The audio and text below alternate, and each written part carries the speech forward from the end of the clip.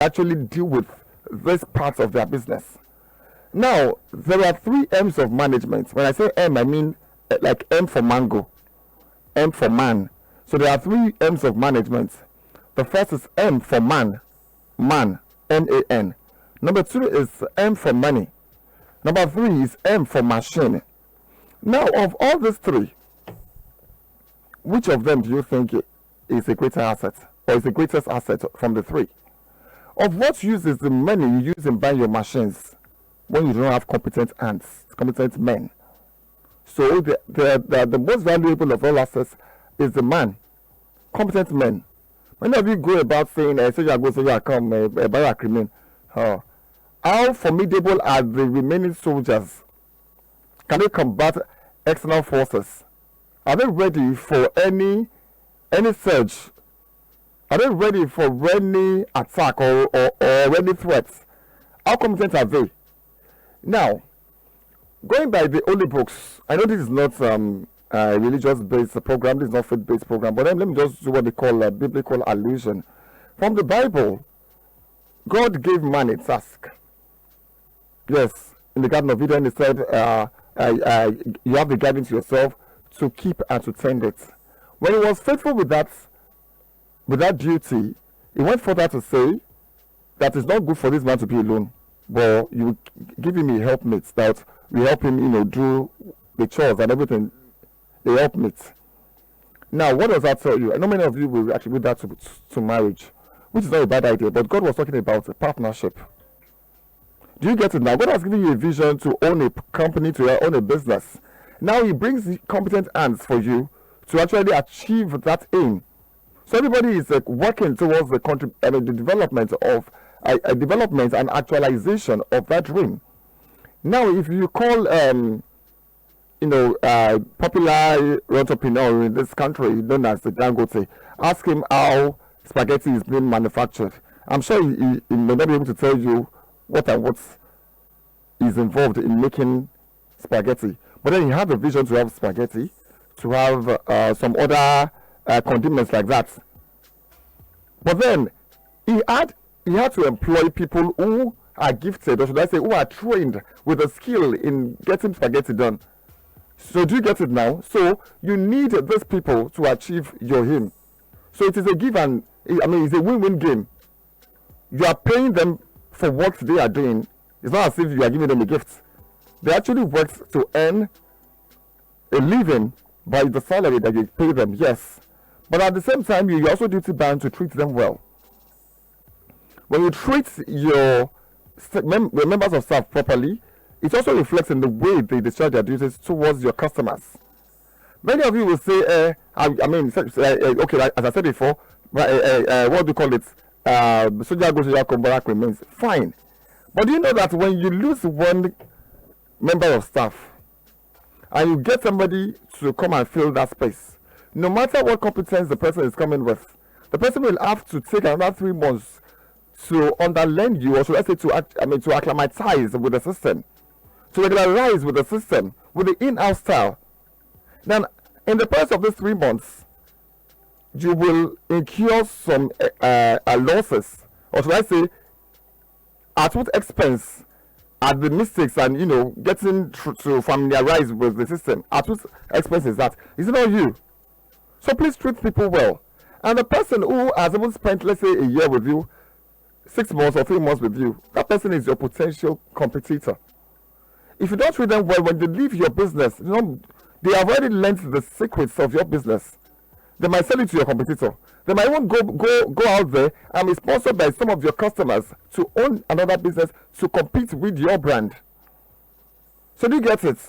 So many of you, so please, your gate man deserves to be treated with honor. The person, don't say because you are paying them, yes, you are paying them you're paying them salaries. But then if they discharge their duties well, please commend them. Appreciate them. When you send somebody on a task, if the person does not do it well, don't you scold them. So if they do it well, to also appreciate them. You get it? Your gate man, your what's it called, service attendants, sales attendants, and so many others. Treat them with dignity. Talk to them properly. Some of you jeopardize your relationship with your members of staff while trying to please a customer. I was at a shop some time ago in somewhere in Agege. It's a big shop. The person is into all sales of stationeries, gift items, and so many other things like that. And the woman was raining curses on her members of staff, talking to them anyhow, talking to them harshly. In my mind, I was thinking, are you trying to impress me as a customer? Sincerely, I really got turned off. I mean, I really got pissed off. Those people you are talking to, they are human beings. My mind, I was just thinking, you just give yourself hypertension with all the things you are doing. Now, I've only come there to buy something, or yes, me and so many other people that were there, we came to buy things there. We only spend a few times with you. You spend more time with these people.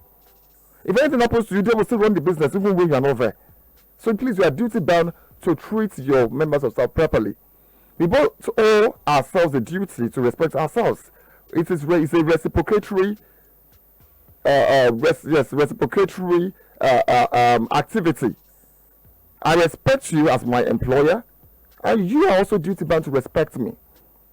Now, one of the philosophers of management, Winslow Frederick Taylor, W.F. Taylor, yes, he was an American. I mean, he existed from 1856 to 1915. He was an American mechanical engineer and a management consultant. Widely known as the father of scientific management, he opines that achieving organizational efficiency requires a mental revolution, a total overhauling of attitude by both employers and employees. Did you get the word attitude? So it's not about increasing their money, which if you increase the salary is not a bad idea. Do you get? But that's not what will keep them on the job. Do you get? And the fact that you are paying their salary does not mean that you should now lord over them like you are second in command to God. Do not treat them less of humans than they are. Please, please, please go back as an employee. As an employer, as a CEO, as a manager in a business organization. Please sit down. Maybe this is one of the things that has not made things go well with your business. And you know what? If you keep changing people, it will also reflect in your service delivery. And your customers so will know that there's a drop in the quality that they're getting from you. So, and don't deal with people with threats. At every provocation, I'll sack you, I'll sack you, I'll sack you. No. They should feel secure on their job. And it's even a turn off for anybody who is coming in newly to join your team. When they see that the turnover on your business, there has not been consistency. They do not want to feel comfortable in that environment. They will not stay long before they actually back out. So please, I'll go back to where I started from. There are 3 M's of management: man, money, and machine. Of what use is the money you use and buy your machine when there are no competent hands? When I say competence, I know what I'm saying, and I've been able to enumerate that with everything I've been saying since. Please go back. If what is enough for the wise, please sit down and ponder over it. And I'm sure if you, take these lessons to heart, it will also improve your service delivery and your business growth. I'll rest my case on this. Please ponder over it. I know you will find something, educative and informative about this. All right, it's still Entrepreneur's Corner, Melody 107.7 FM, and the time is 3:15 p.m. from the studio here. Also, I'll be going to the second segment of the program, which is the mainstay of today. We are looking at the battery charging business, and our guest, who is an expert in that field, is right here in the studio to share insights with us on that line of business. Please stay tuned. This is Entrepreneur's Corner.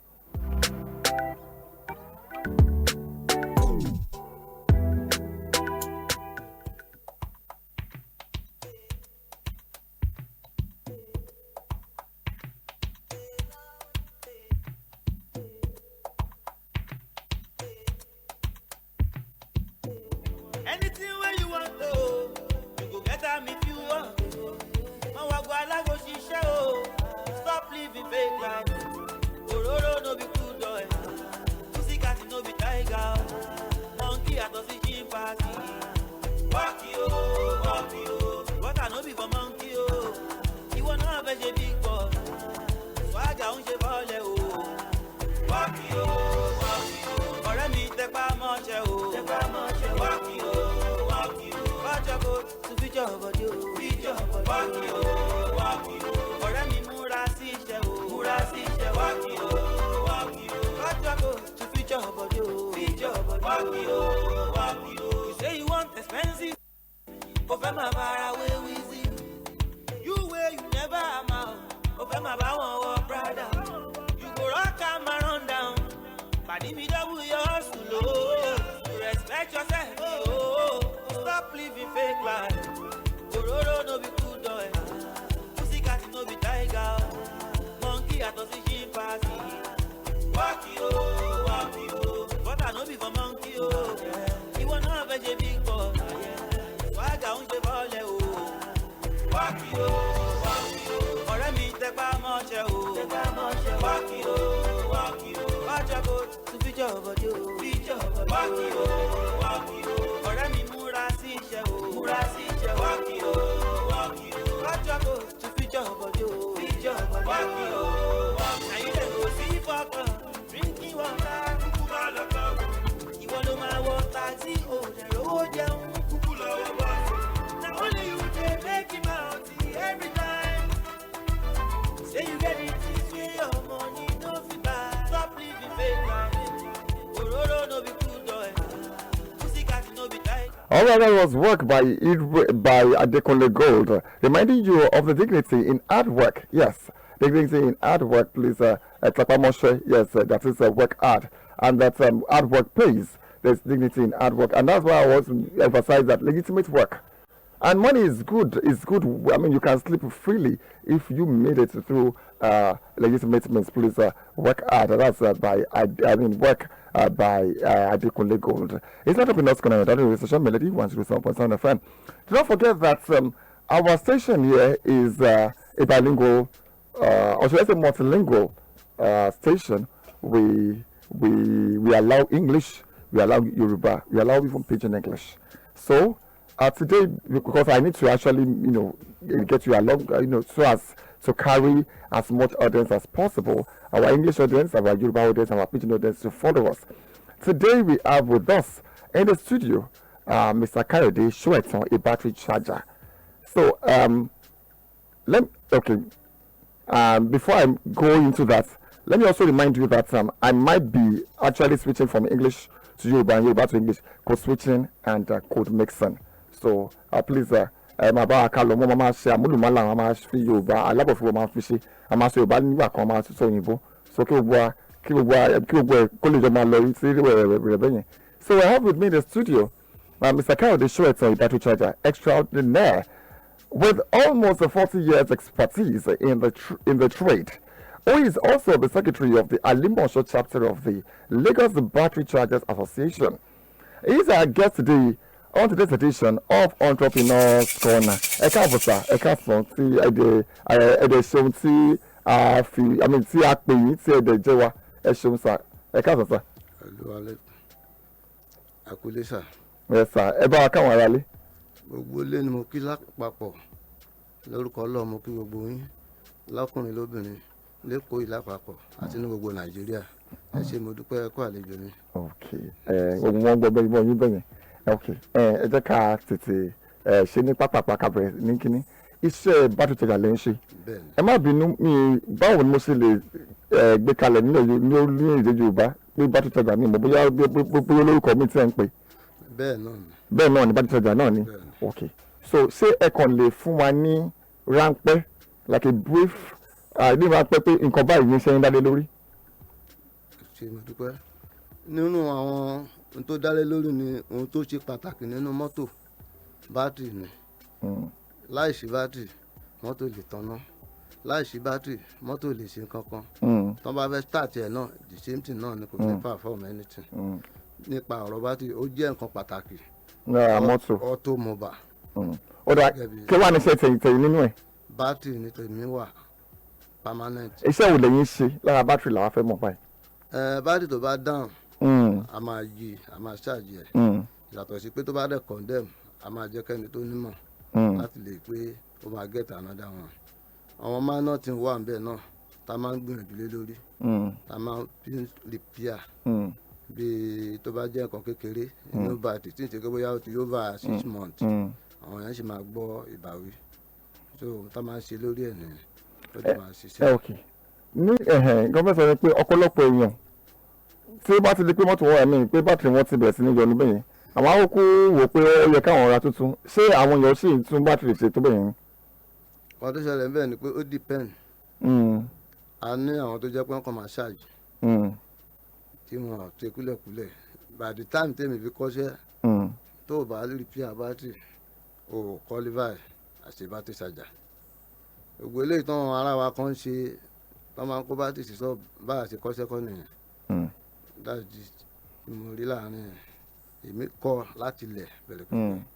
nǹkan tó mú wá sọ ni pé ṣé sáwọn èèyàn sì ń gbéṣẹ́ wá fún battery charger torí pé ọ̀pọ̀lọpọ̀ nísìnyí wọ́n á kú lo battery wọn bá ti di pé ti bẹ̀rẹ̀ sí yọnu wọ́n á kú condemn ẹ̀ ṣe ni wọ́n á kúkú lọ rà míì wọ́n sọ pé ṣé ẹ̀sìn iléeṣẹ́ gbà bẹ́yẹn iná ní battery charger.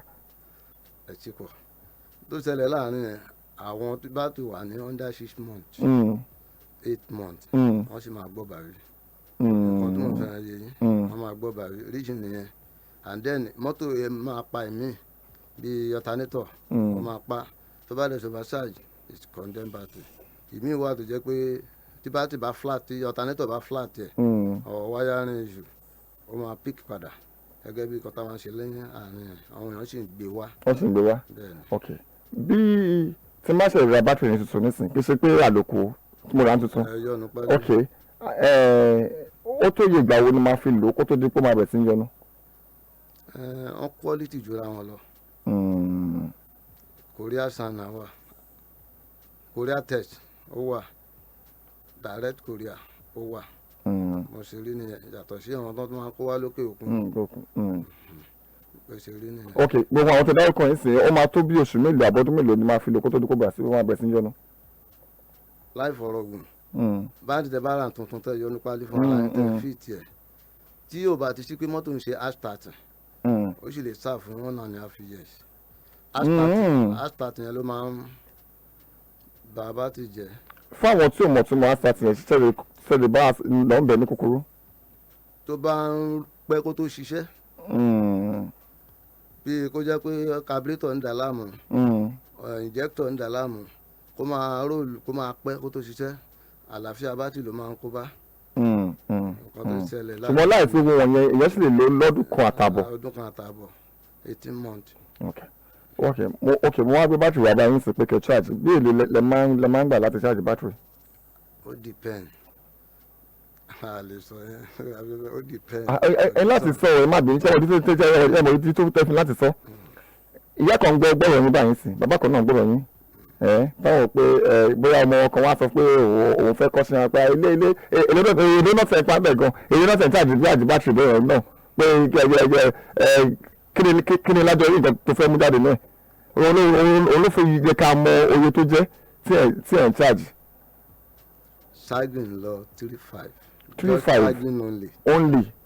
bàtà tó pé charging only ṣé nǹkan mi tó wà lẹ́yìn ẹni. èmi wà lẹ́yìn ẹ̀ tó jẹ́ pé tọ́tanítọ̀ pa tó máa pẹ́ ní 2-3 days. lè fi máa charge ẹ̀. lè fi máa charge ẹ̀ so ẹ̀dẹ̀ mọ̀ pé àsìkò táwa yìí. so 3.5 àbí. bẹ́ẹ̀ni. ok so tí máa gbé bátìrì wa gba ní nísìn bíi kí ni duration tó máa lò lọ́dọ̀ yín kó tó di kó máa ready. 48 hours. ìyẹn ní ọjọ́ méjì. ìyẹn lọ́jọ́ méjì. ọjọ́ méjì gbáko lẹ fi máa gbóná lé. bẹ́ẹ̀ni. ok orí náà kò ṣeébù lọ́wọ́ ẹ̀. nǹkan tó jẹ́ kó máa rí bẹ́ẹ̀ nìyẹn. ok now ẹ má bínú ṣẹlẹ̀ kan dárúkọ ṣẹlẹ̀ bá mẹ́nu bà irú àwọn bátìrì tó wà. wọ́n pọ̀ lóríṣiríṣi. ara kò kí ń ṣe orúkọ àwọn tó ń ṣe ni mò ń sọ. mi ò fẹ́ máa sọ̀rọ̀ sí lẹ́nu ni mo fẹ́ sọ pé àwọn kan wà tó yẹ pé gbígbẹ àwọn kan dẹ̀wà tó yẹ pé tútù mo kàn fẹ́ kẹ́kọ̀ọ́ sọ bó ṣe jẹ́ ni ẹ̀ máa ní ó ṣe kì í ṣe iléeṣẹ́ àwọn tó ń ṣe ni mo ní kẹ́ dárúkọ. ẹ̀rọ àwọn bátìrì wo ló wà irúfẹ́ bátìrì wo ló wà. inverter gbogbo ẹ̀ ni kò sómi nínú ẹ̀. Okay, so dry battery. Dry battery. Okay. On the other one shield up ni àwa là ń pè ní Wet battery. wet battery ọ̀pọ̀. Okay, okay. So oríṣi mẹ́ta tó wà náà nìyẹn. Okay. Kánú wá fẹ́ ra battery nísìnyí pé mi ò dẹ̀ mú battery charger dẹ̀ dání. Kí ni àwọn kan tó yẹ kí n wò kí n lè mọ̀ pé battery tó dá lélẹ̀? Quality bed ẹ lè wò. Òun àti Korea ìgbà kan náà ló máa lò. Ẹnu mọ́tò ìgbà kan náà ni. Ṣé ẹ mọ̀ kó mọ́ ṣẹlẹ̀? Tí máa débẹ̀ nísìnyí tí mo fẹ́ ra battery tí mi dẹ̀ mú yàn dání tí mi mú yòòyìn báyìí dání, kí ni àwọn kan tó yẹ kí n wò lára kí n lè mọ̀ pé eléyìí o eléyìí tó máa lálòpẹ́ ni. Condition tí bá ti wà ẹ lè mọ tuntun kò sí bẹ́ẹ̀ ṣe máa gbé sí mọ́tò tó ní dání lóhùn. Ó máa ṣiṣẹ́ tuntun á dẹ̀ fún inú nǹkan tẹ̀ ń fẹ́ sídà Korea China á fún inú nǹkan tẹ̀ ń fẹ́ ọmọdé láàrin ẹ̀. Okay, so ṣé ẹ̀yin fún ara yín ṣe máa ń build battery? Nígbà tí material ṣe wà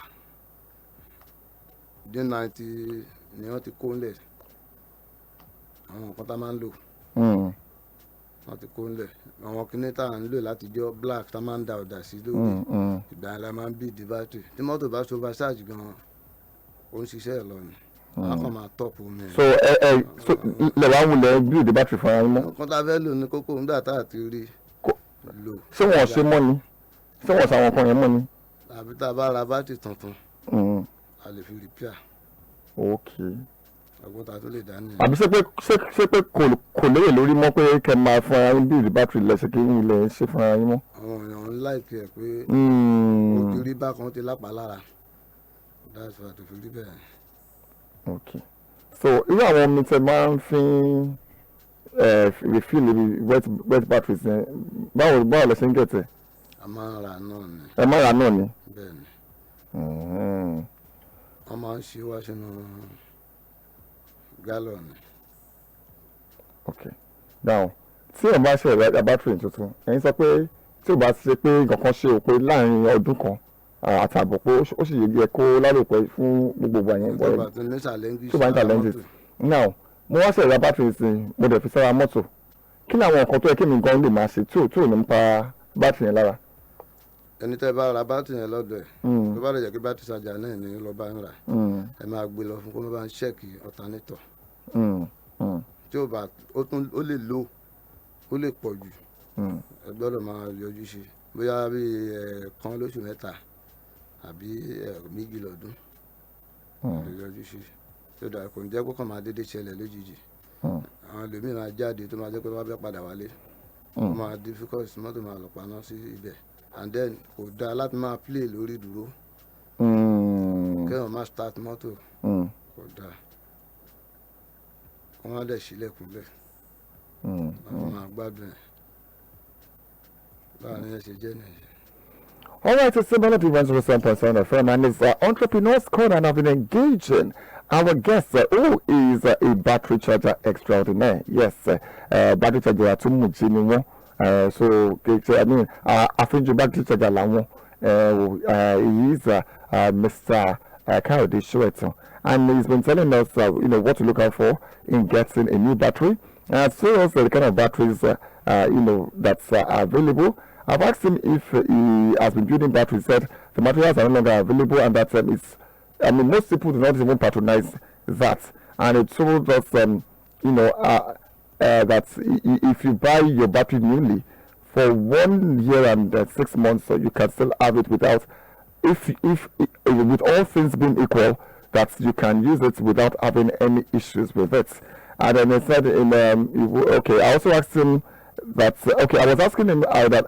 And there's a patronage for this, that people would prefer to buy a new one than to recharge.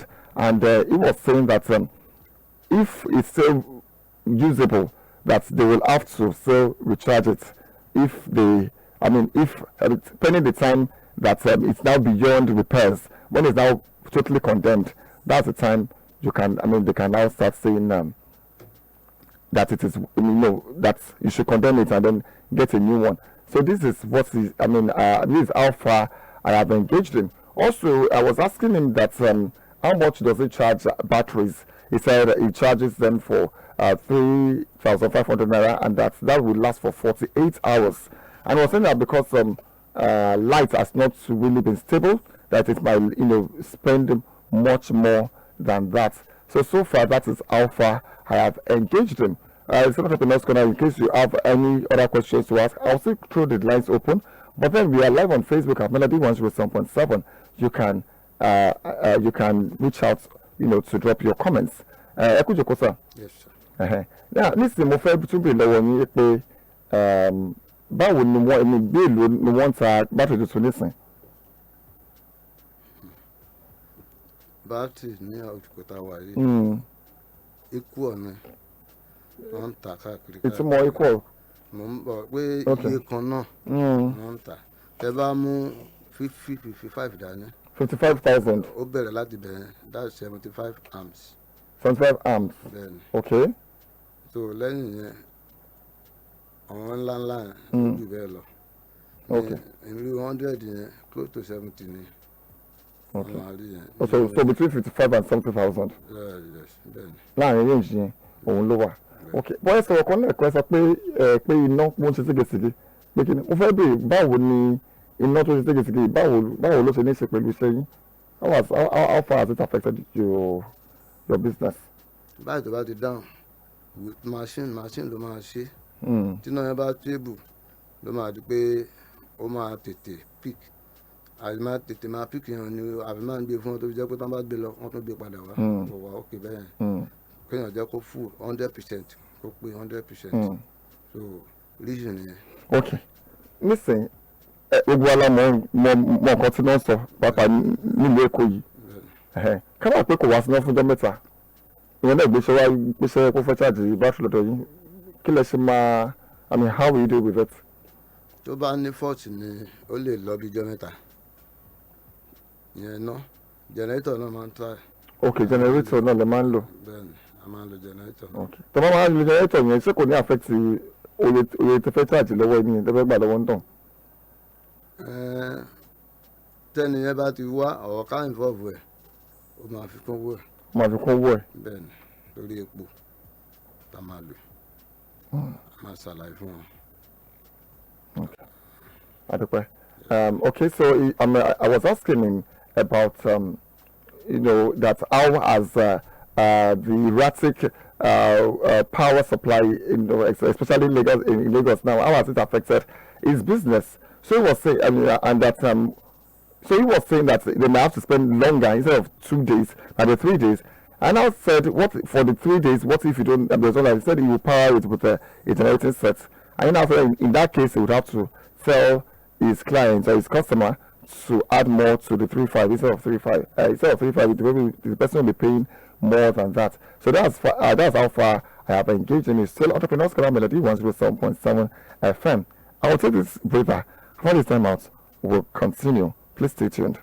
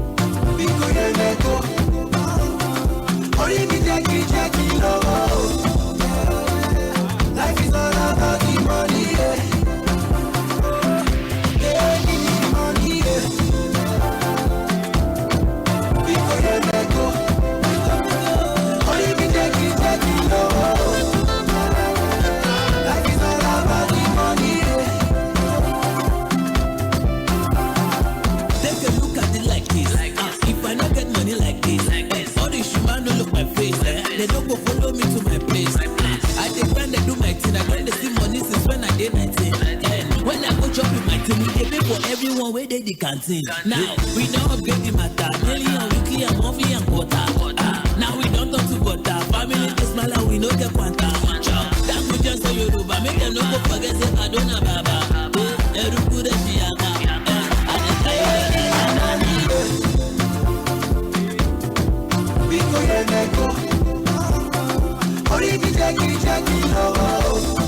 Life is all about the money. Entrepreneurs Corner Melody 107.7 FM. Melody 107.7 FM is Entrepreneurs Corner. We have been engaging our guest, who is the battery charger extraordinaire.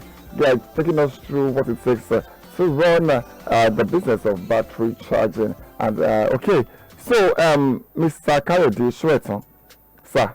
Yes, sir. So mo nísìnyí a fẹ́ sọ̀rọ̀ nípa ìrìnnà fún ayín mo fẹ́ bi yín léèrè pé kí lẹ́yìn ọgbọ́n wí tó fi jẹ́ pé irú iṣẹ́ lèèyàn láàyò.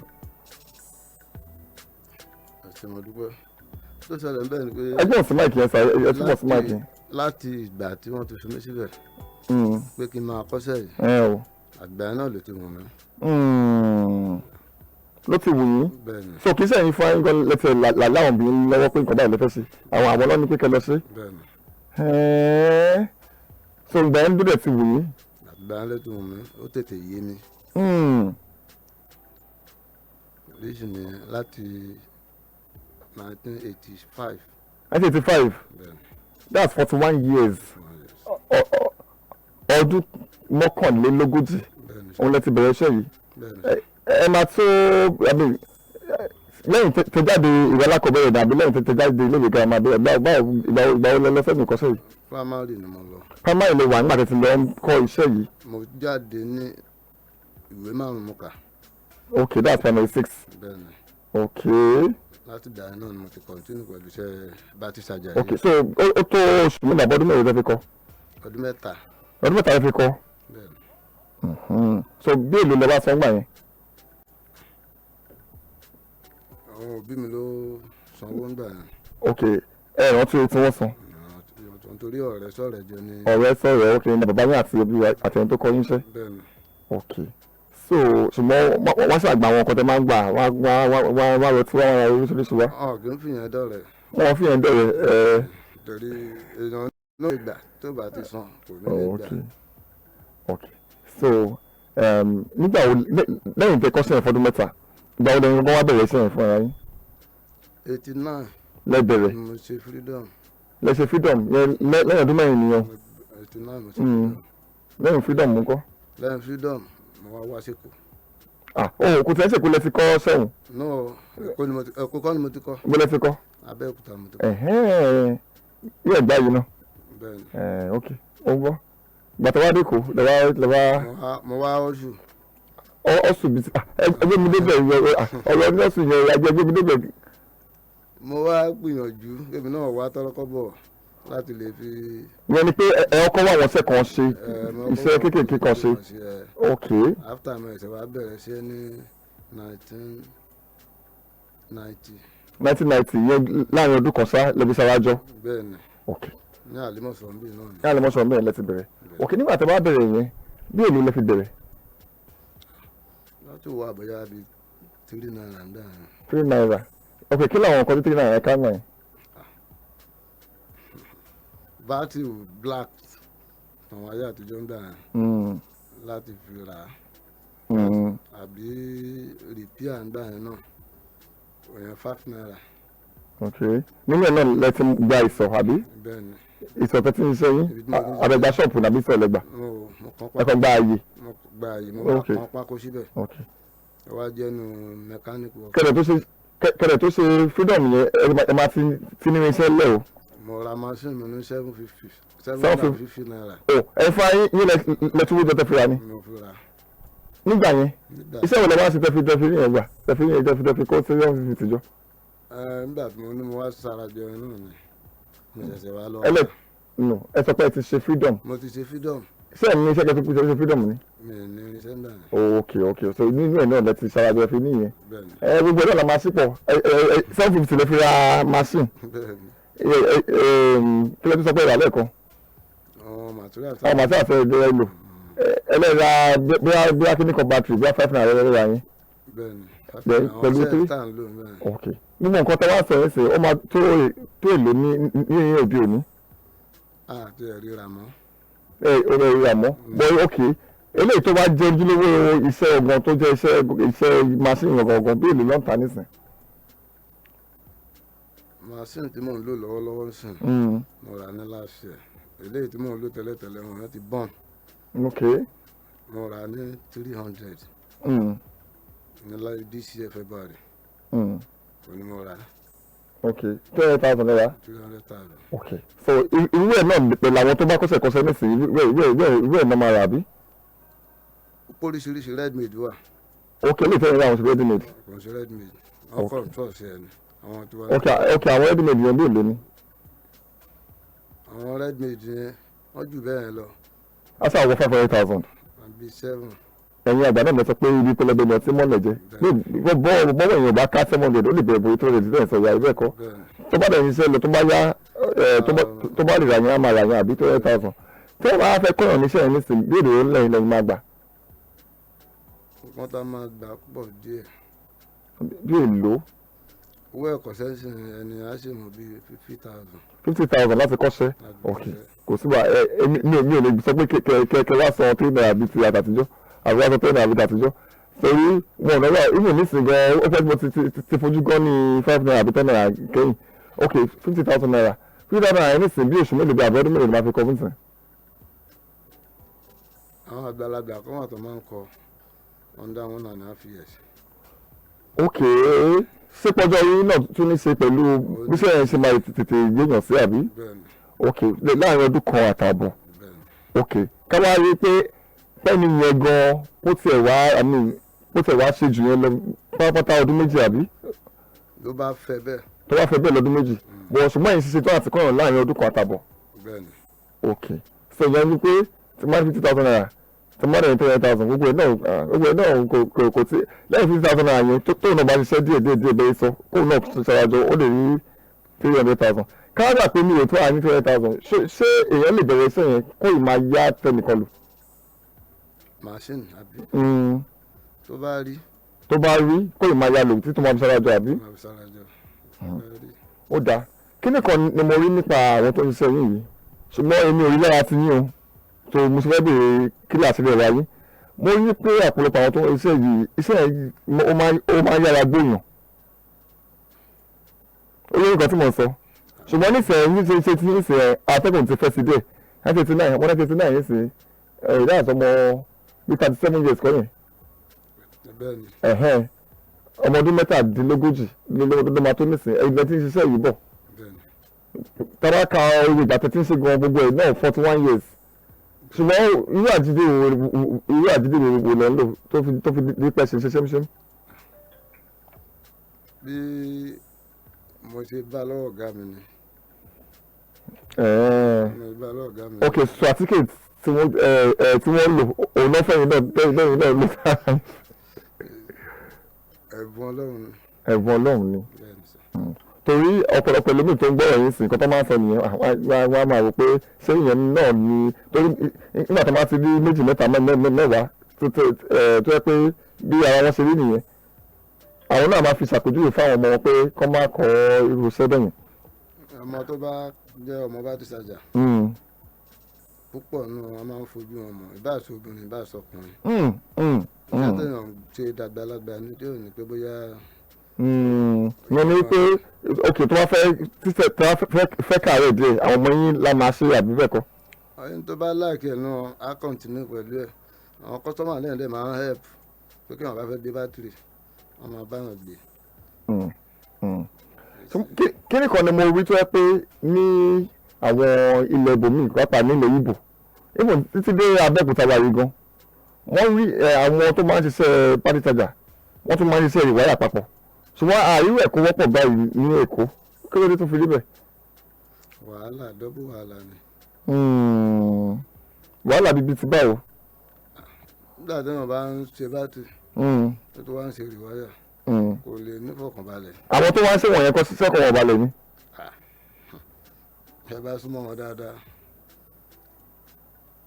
ìyàtọ̀ wà ń bẹ̀. ìyàtọ̀ wà ń bẹ̀ ó dáa so yẹn lè ní tí wọ́n sọ pé wọ́n ní jack of all trades master of none ẹni pé ilé ìtẹ̀yìn gbajúmọ̀ yìí ó ti tó yín ṣe bẹ́ẹ̀ni ó dẹ̀ gbé yín yékéyéké bẹ́ẹ̀ni kò sí ọgbọ́n àyínnìkẹ́ àyínnìpadà tó wà náà tí ò yé yín gbogbo àpájúdé iṣẹ́ ẹ̀ ló yé yín ó dáa bẹ́sẹ̀ ń sọ ẹgbẹ́ tí ó gbọ́ ẹ̀dùn mọ̀ràn yìí kí làwọn àdójúkọ àbí ìpèníjà tí ẹ ti là kọjá lórí iṣẹ́ yìí pàápàá nígbà tó ṣe bẹ̀rẹ̀.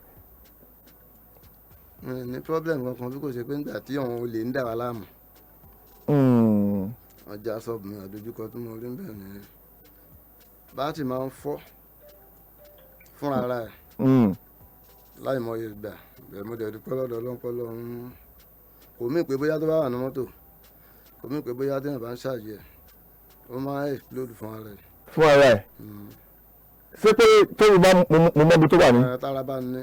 tára bá ní kí ló máa fa pé kára máa ní mẹ́rin. it òun náà ni mo sọ pé tóbi bá mu mọ́ ibi tó bá wà. ok ṣé lẹ́yìn ìgbà yẹn sì ṣe tí wọ́n ṣàtúntò bẹ́ẹ̀ ṣe ń gbé kalẹ̀ kó di pé kó rí má bàa mu débi pé kó máa lọ fún ẹ. àti ẹtì gbogbo kan tó lè fà. tó lè fà á. bẹ́ẹ̀ni àwọn àyè kan wà ń bẹ́ẹ̀ tá a máa jẹ́ kó máa mú jáde. All right, it's still entrepreneurs from Melody 107.7 FM, and I have been engaging our guest today, who has been telling us what it takes to run the business of what's it called, battery charging. So, in case you want to call him, maybe there are some questions I might have omitted that you want to ask him. 0906 201 1077. Again, 0906 201 1077 or 0704 800 1077. Again, 0704 800 1077. I have to take it slowly. I've been getting feedback that I take my numbers too fast. So please, in case you have this. Okay, listen, so you got to buy lower gain. So what are your retirement plans? Kọ́ tí mo sọ ní ṣe pé èmi sọ lẹ́ẹ̀kan pé àwọn tí mo ti máa ń rí pé iṣẹ́ yẹn ti máa yára gbóyàn. Mo dẹ̀ rí pé mi màjídé mi tẹ̀ ń lò ó tẹ̀ jẹ́ pé wulẹ̀ sọ fún wa ẹ sọ pé ẹ̀bùn Ọlọ́run ni ẹ̀bùn tọ́lọ́run fún yẹn kí ẹ wá sọ nǹkan wọ́n tẹ̀ dá sí ìyẹn lè sọ fún wa. So ká bà pé torí tó bá yá àgbà máa ń gba àwọn ọkọ lọ́wọ́ èèyàn pẹ̀lú bẹ́ẹ̀ ṣe ń dàgbà lọ ṣe gbogbo nǹkan náà lè máa ṣe kí ni báwo la máa sọ what are your retirement plans kí ni ìpinnu yín fún ìgbà tó bá máa sinmi lẹ́nu iṣẹ́ yìí.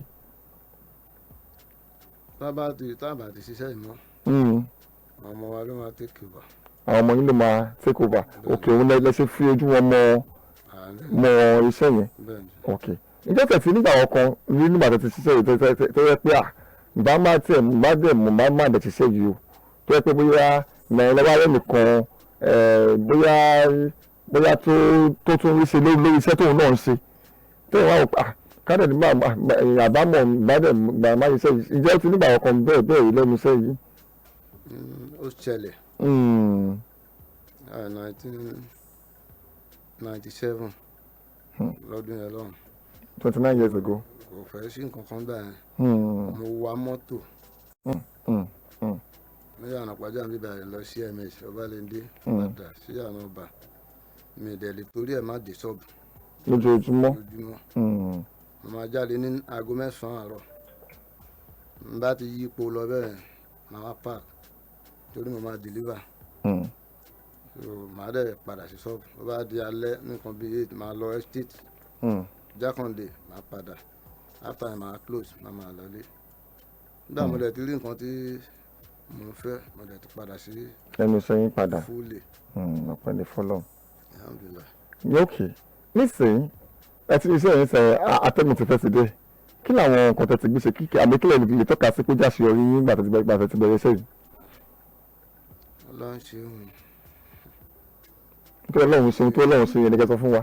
ọlọ́run ṣe òun ọlọ́run ṣe òun mo lọ́mọ tó wà lókèrè mo dẹ̀ ti ṣe nǹkan rẹpẹtẹ fún àwọn ọmọ tó ti ṣàṣeyọrí tí mo ti ṣètò wọn fún wọn. ọlọ́run dẹ̀ gbà fún mi. òbí tí mò ń forí pamọ́ sí ó kù díẹ̀ ẹni pé kọ́lọ́ ń bá mi yọrí ẹ̀. wọ́n náà bá ń yọrí ẹ̀ ọlọ́run tó ti bá ń yọrí ẹ̀ pẹ̀lú náà bá ń yọrí ẹ̀. ok gẹ́gẹ́ bí torí ìgbà tí mò ń ka kí nílẹ̀ kan ẹ̀yin làkọ̀wé àwọn ẹgbẹ́ yín ẹ̀yin battery charger ìyẹn ti Àlùmọ̀ṣọ́ níbàyìí ó dà ṣé ẹni bóyá bí àmọ̀ràn àbí bàbá kí n lè sọ pé bóyá do you have any what do you call it are there ways in which you want government to support battery chargers ǹjẹ́ ó ní àwọn ìrànlọ́wọ́ àbá àtìlẹyìn tí ẹ̀yin retí lọ́wọ́ ìjọba fún àwọn tó ń ṣiṣẹ́ orílẹ̀ tẹ̀ ń ṣe yìí. a ní bí a ṣe ń ṣe ẹgbẹ́ yẹn náà láti kóra wa jẹ ǹgbọ́n àwọn ẹgbẹ́ kan wà tó ń ṣe ìrànlọ́wọ́ fún wa wọ́n máa ń rán wa lọ sí skul. àwọn ẹgbẹ́ kan that's like. ìjọba náà ni. ìjọba náà ni wọ́n òkè. wọ́n rán wa lọ sí skul wọ́n dẹ̀ ń fún wa ní nǹkan wọ́n fún wa ní certificate wọ́n ṣe nǹkan fún wa. lẹ́yìn yẹn ìrọ̀rùn la máa fi ń gba nǹkan lọ́wọ́ wọn bí pàmìtì gbogbo ẹgbẹ́ náà ló ní ẹ lọ́wọ́. so ìyẹn ni pé kò sí nǹkan tẹ́ tó fẹ́ ní ìrànlọ́wọ́ láti jọ ojú ọ̀rọ̀ báyìí gbogbo àtìlẹ́yìn tẹ́ ẹ fẹ́ gbogbo ẹgbẹ́ wọn ṣe fún yín. wọ́n gbìyànjú. That's kudos to Lagos State government then. All right. Okay, so bí a ṣe fẹ́ forí gbogbo ẹ̀ báyìí lọ́wọ́ sọ bí a ṣe fẹ́ fa gbogbo ẹ̀ wá sí ìdánidúró báyìí nísìn kí ni àmọ̀ràn yín fún ẹni tí ó ní lọ́kàn pé irú iṣẹ́ báyìí náà ló ń fẹ́ ṣe àbáwọn òbí wọn báyìí tọ́tẹ̀ gbọ́ yín báyìí kí ni àmọ̀ràn yín fún wọn. ìmọ̀ràn tí mo ní fún gbogbo ará ilé tó ń gbọ́ mi sì ni pé iṣẹ́ battery charger iṣẹ́ àjẹdálẹ̀ ni kò ń ṣiṣẹ́ tí ẹni tó bá nítẹ̀lọ́rùn ló lè sọ pé bóyá àwọn tó máa lọ sí gbà kan mi wàá lè sọ tọ́lọ́n bá gbé tiẹ̀ dé èèyàn lè múṣẹ́ mi mọ́ bí kò máa tajà mi mọ́ ọ̀rọ̀ kó dá bísínẹ́sì mi lẹ̀ ṣùgbọ́n kó má fi iṣẹ́ yìí lẹ̀ iṣẹ́ àjẹdálẹ̀ títí láéláé ni so ẹni tó bá ní ìròjú ò lè ṣe ẹni tó dẹ̀ ní ìkáràmásì bí kéèyàn dẹ̀ tún fura kò lè ṣe gẹ́gẹ́ bí àmọ̀ràn tí mo rí fún ọ̀gá. ìmọ̀ tẹ̀ bá sọ pé wọ́n ní bíbélé bá sọ ni wọ́n ní àwọ̀ láti ẹ̀wọ̀ ẹni bá tẹ̀ ti rí tó máa gbé akùnmọ́ wa lórí ẹ̀rọ ìpò ayélujára wa Facebook wọ́n á ti rí pé pèsè yẹn gbè yín. alhamdulilayi láàrin yẹn a bá ti ṣe tó bá ń wà lọ́kàn tá a bá ṣe a máa rí nǹkan mú bọ̀ bẹ̀. All right, Mr. Kayode Sowetro, CEO K Battery Charger, thanks for being our guest today. And yẹn pé àmójúpẹ́ lọ́wọ́ yín pé àránṣẹ́ sí yín pé kí ẹ wá lónìí yìí ẹ̀jẹ̀ ìjẹ́ wa. Gbogbo ohun tó kọ́ tẹ́lẹ̀ ń sọ yìí náà mo lérò pé gbogbo àwọn tó ń gbọ́ pé òye yé wọn wá ti rí nǹkan ẹ̀kọ́ àbí méjì tí wọ́n lè rí dì mú àbí tí wọ́n lè kọ́ lẹ́kọ̀ọ́ ní gbogbo nǹkan wọ̀nyí. Mo dẹ̀ tún fi àkókò yìí sọ wípé kọ́lọ̀ túbọ̀ máa fi ìbùkún sí ṣiṣẹ́ ọwọ́ yín ẹ̀yin fún ayín náà lè máa jèrè iṣẹ́ ọwọ́ yín a dúpẹ́ o.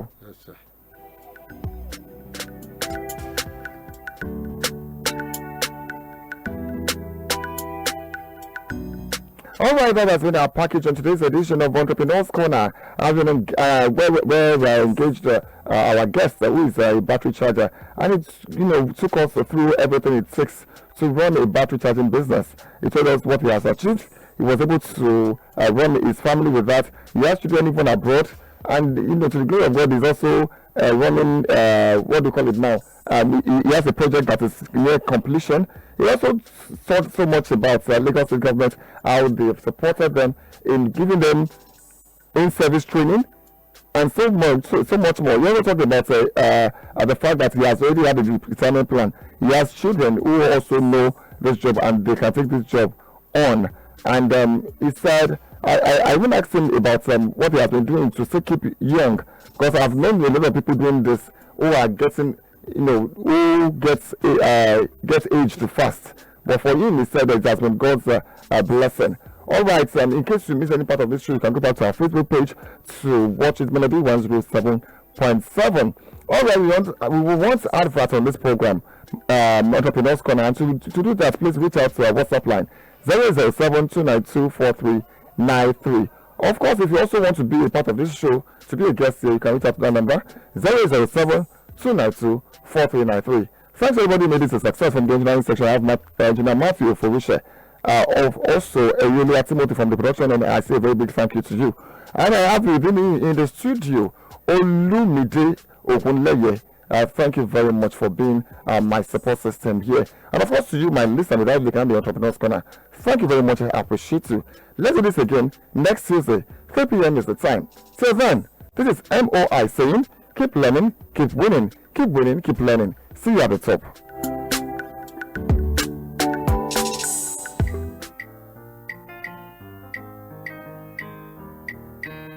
We're making money this year. We're making money this year. No matter what them do, just be better this year. This year. Odoyin, asan wa sire, asan wa sayo, asan wa si gbogbo nkan, eyan fi layo. Asan wa sire, asan wa